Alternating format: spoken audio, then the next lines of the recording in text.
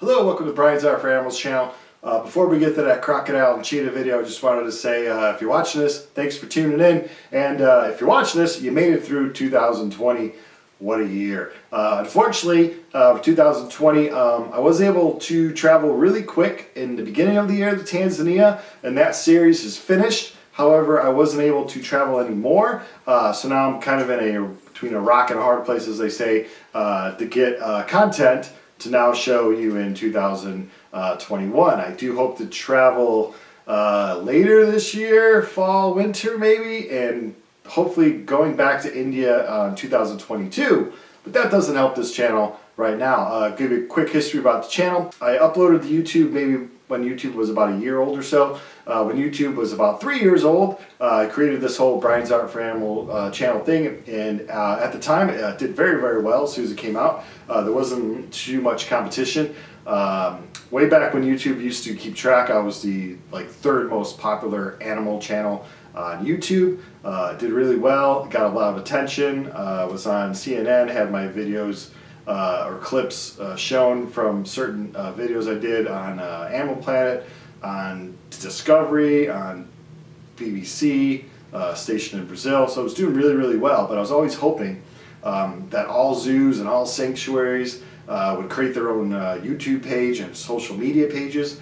And a dream would be like if the people who drove me around, let's say places in Africa, if they would be able to film animals and show it to you just straight. If they could put a camera on the hood of their car or on their phones at the time. I didn't think the phone quality would be that great. But here we are, years and years later, and it's happening. Almost every zoo, aquarium has their own YouTube. Every person that's on a safari trip has, will upload videos and stuff. And there's lodges and tour companies in Africa and India and every place in between that have their employees filming things and stuff like that. There's Safari Live, there's tons of things. So my dream came true where this whole animal thing, people are out there with their own social media. The other side of that, unfortunately, is it's created a lot of competition.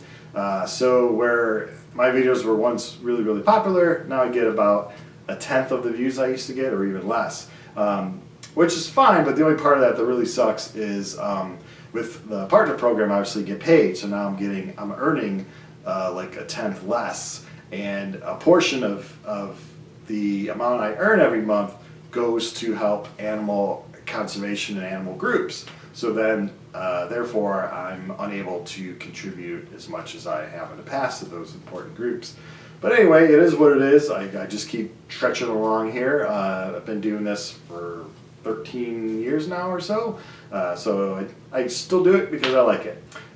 So anyway, long story long, I don't have a lot of content to show you. So I can create some top 5 list or some more species spotlight from the clips that I've filmed. But right now what I'm going to do, this is somebody else's footage, so I can't claim that it's mine or anything like that, and I don't want to. What we're going to do is, a few times I'm going to take popular animal videos, and my dog and cat are going crazy, and explain them a little more. Because I see people will post them, and a lot of people ask questions, and not all the time do people who post it have time to answer. Now that my own channel is not that popular, if you have any questions on any of my videos, I should be able to have the time to get to them. So let's get into that crocodile and cheetah video, and I'll start explaining. I won't do a reaction thing where the clip is one little side of the screen, and I'm one little side of the screen. We'll just put 100% the clip, and I'll just talk over it. Hope you enjoy. All right, so here we got the cheetah. I believe this was filmed in South Africa. So these people are on a safari. They're going to go drive and most likely aim and PM and see what they can see out there in the wild. A lot of people ask if I like these kind of videos. I really don't like a lot of the animals getting attacked kind of videos. In person, I've seen a few hunts on safari. And of course, because I run an animal channel, people always send me links and videos and stuff. And I've seen, a cat get eaten by a cougar, a bobcat, dogs get eaten by alligators, all kinds of things I don't always want to see. But this one has over 1 million views. It's very popular. It was filmed in December, I believe. I've had maybe 10 videos in my 13 years break that 1 million count. So good for them. It's at least getting popular, and it shows people a realistic view of the wild. So anyway, here we go. The cheetah's already hissing at the water. So every animal knows that the water is something to fear. And bam. So there you go. It looks like the croc has a good hold of its neck.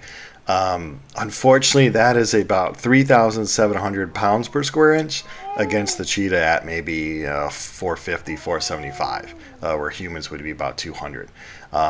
So from that point on, that croc is going to win that war every day. The only hope that cheetah has, perhaps, is if the croc would need to kind of re-grab an area. I've seen where wildebeest and zebra were able to flee grabbing on, but that croc has a good hold of that cheetah right there. They do fear the water, but you have to get a drink. Not that you have to drink a lot when you're a cat, but you do have to go to the water. And of course, we'll let it play here. It's just dragging it in. It's horrific. Everyone likes cats. You know, this crocodile doesn't care what animal. It just sees this is something I need to eat on shore, and this is something I need to bring into the water to be able to eat it, easier. So it's harder for, I think, people to see. A lot of people are commenting. I saw some like, why didn't they stop it? These people that drive the Jeeps around, they see these animals a lot, so they get, I wouldn't say attached to them, but for sure they know who they are, and this was a young cheetah cub. I'm sure they saw it ever since it was, like a few weeks old, and nothing you can do about it. That's what nature is. It is not a kind place. It's not a happy little place. It is hard for these animals to hunt and survive. It's very rare that you're going to grow up and have this great life and you're going to cease to be at some old age where you've had this nice long life. You're probably at some point going to get a little bit slower. You're going to be eaten by something. Either you get torn apart by a pack of hyenas, or you get torn apart by a lion pride, or in this case, you're getting drowned first and then eaten by a crocodile. The only thing to take away for those of you that really love the cheetah is, he didn't kill him with that instant grab on the neck. He was probably alive for a while, but because he was in fear and breathing heavy and all that, he probably consumed a lot of that lake water really quick, and he probably hopefully drowned really quick. But again, no animal wants to go, but the croc has to eat. I also saw, we're going to get back to that point, I also saw a lot of comments asking if the Jeeps distracted the cheetah, and that's why it passed, or it was killed, because it wasn't paying attention to the water. If you do look at it, its eyes kind of glance up. Eyes would glance up if it saw an elephant walk by, a zebra walk by. They're kind of used to the Jeeps, especially cheetahs. They get really used to these Jeeps. So yeah, he could have glanced over, and some people would be like, "Whoa, that Jeep wasn't there. That cheetah would have lived." Who knows? The Jeeps have to be there because it's bringing tourism, it's bringing in income. These parks won't be able to survive unless people are there. Like it or not, tourism is a part of animal conservation in a way. I don't think that cheetah really had a chance as soon as that croc knew that it was that cheetah was putting its head down for a drink. The croc was so much larger than that cheetah too. It's like I said, it's unfortunate, but yeah, if you look close enough, his eyes do glance over at the Jeep area, but they reset to that lake right before he was attacked. I don't think the Jeep contributed as much as a lot of people are saying in the comments. I see some people asking if Mom Cheetah will be alright. She had another cub. Oh, hopefully another cub will be a nice distraction. The cubs look pretty big. They should be leaving pretty soon. So as a mom cheetah, you love your cubs, you love your cubs, you love your cubs, and then all of a sudden a switch hits where you are going to be mean your cubs to kick them out because you need to be solo again and hopefully breed again on the line. So cats have these little ones. They love them up till a point. Then they kick them out. It's not to say that, she may, I don't know, it's weird to put human emotions on animals, but she may be quote-unquote sad or grieve for a little bit, but it is the wild, and she will get over it. I guarantee it. And reading through the comments, it looks like, yeah, that's pretty much the only thing that people are sad because it was a cheetah that was eaten. If it was the other way around, I'd be like, oh, yay, the cheetah ate the big croc. But it's because, the croc, to a lot of people, is ugly. It's not as fluffy and cute, but nature doesn't care. Nature does not care what you look like.